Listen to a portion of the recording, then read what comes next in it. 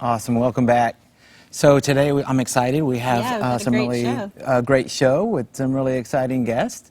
We have Carolina Avila, who's a student speaker and an encourager of Latinas and Latinos across the country, really. Yeah. And a good and dear friend that will be bringing a challenge. Lewis is also with us. And then Danny Rodriguez, who's going to bring a challenge as well. But, you know, earlier you were talking about living in the country and paving the roads. And you know, I too grew up in the country, and understanding that sometimes not even the road was there. But the real point is that it's a collective of people that come together and pave the road. And so I'm so glad and thrilled to welcome Carolina Avila to our show today. Thank you for being here. Welcome. Yeah, one of the exciting things is that, you know, you are, I consider, a subject matter expert on the graduating experience. And as we talk about education and faith, what that means for others and what a subject matter means to others is, listen, you've walked that path. You have laid down a sweat and tears, hours of study time, and those collective actions, those acts of obedience in loving the Lord with the gift of a mind, I believe is something that could speak to the lives of others that are going to be coming after you. So again, welcome to the show, and we'd love to spend a little time talking today about what is it that encourages you to love the Lord with all your mind. And so if you could you tell us a little bit, start with just a story about how your college experience, or how maybe a couple of things that in your college experience that were encouragements to you. Yeah. Well, I would like to say first off that what really, I didn't grow up in the country to start off. I grew up in a family that didn't have anyone who had attended college. And I think that's, many Hispanic students can attest to that kind of lifestyle where they don't have parents that have paved the way for them to attend college.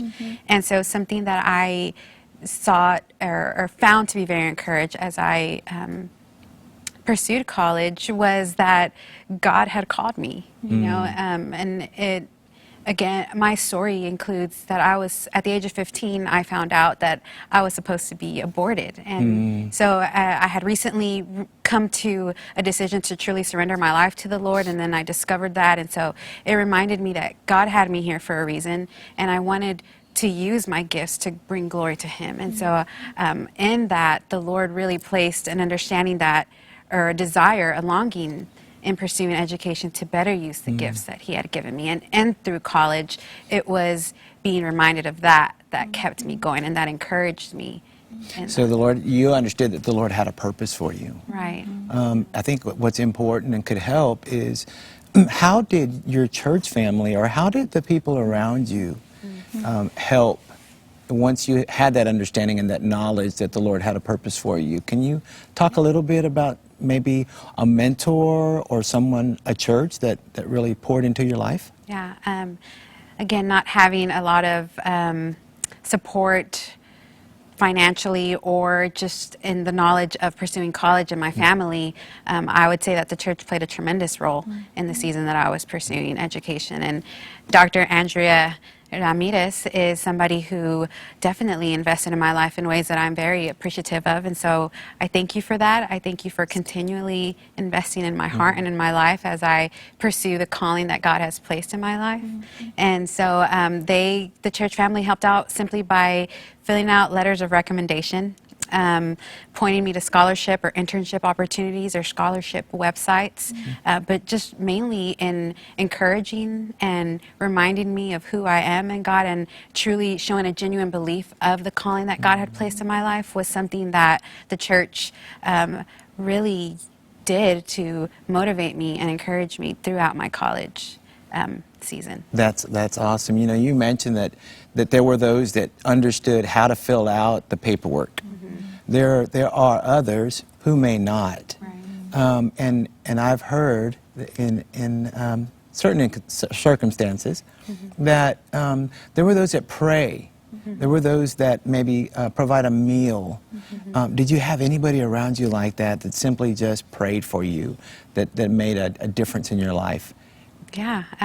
Again, Dr. Andrea Ramirez, I feel, is one person that really would meet up and invite me over to her house or meet up for coffee and just remind me of my why, tell me that her and her husband were true fans and true supporters of who God was calling me to be. And many times when she did make those phone calls or did make those visits, it were seasons in my life where I was not being truly reminded of that, or was not or I wasn't having belief in that. And so it was pivotal moments when she came, and I really do think it was a kingdom connection that God provided in my life for a reason beyond my understanding, just because He is so good in us and through us as we. If I could ask, if I could just, I know you're helping us understand how to pave the pathway, but what did the Lord impress on your heart, Dr. Andrea, to reach out to Catalina? You know, I call Caro the voice. I think that she is the voice that God is raising up for Latinas, because she has such a powerful and profound message. And I've seen her, you know, when she speaks in front of groups, in particular of Latinas, it's like this light bulb goes off and you can really see the glory of God as she speaks. And I think one of the things that was so beautiful, one of the first times that we met, is she came with a list of questions. And she said, okay, I need to know about this, this, and this. How do you do this? How do I approach my professor about this issue? And she just had this list of questions, and it made it really a rich time, a very purposeful time for us to focus our conversation on how to equip her to ask questions and navigate through a new world, because the college world was new. And so to say, you know, this is what seems to work best if you phrase questions like this, or this is how you can map out your time to be able to study in a way to prepare for those exams and prepare for the unexpected, because your computer can crash, you know, or you may lose something from you've been working on this paper for a long time and then you lose that, or you might misplace notes. How do you protect that? How do you ensure that when life does happen, that you have a plan, because the Lord can help you be strategic about your time.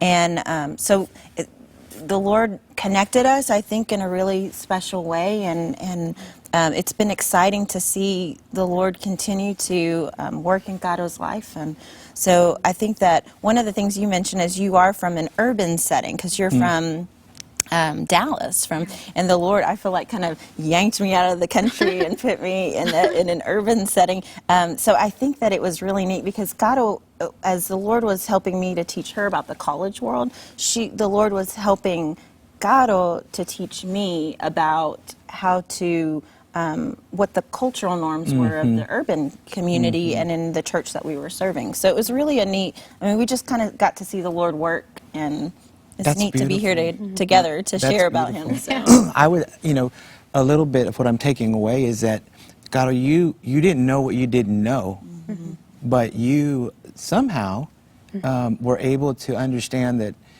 if you just wrote down your questions, you could approach somebody. And how did you know to approach Dr. Andrea? I mean, were y'all connected through a church? Were you connected through family? Yeah, we met at High Point Church in Cedar Hill, where she was currently serving, and I had began attending after I completed community college and was going to transfer into Dallas Baptist University, which seemed somewhat scary compared to community college, and just the environment was going to be different. I knew things weren't going to be the same, and so just knowing that Andrea was also a graduate and was from DBU and was pursuing a doctoral, was definitely an encouragement to know that she would be somebody who had walked that path. Again, she had paved the way and made it approachable for me to feel confident in coming up to her and asking her those specific questions. So in essence, you were looking for subject matter experts. Yes. As you were, as the Lord was impressing on you a vision to love Him with your mind. And I think that's so important for students today and viewers today to know that we don't know everything. I mean, even when, after completing a doctorate program, you realize, now I know that I really don't know anything, but I also know that I should seek wisdom, godly wisdom, godly counsel. And so I think that's an example of what Caro did, Catalina, and it's really a testament to, even though you had the challenges of few resources, you did not let that stop you. And now in giving back, you're paving a way for future Latinas and Latinos, family members.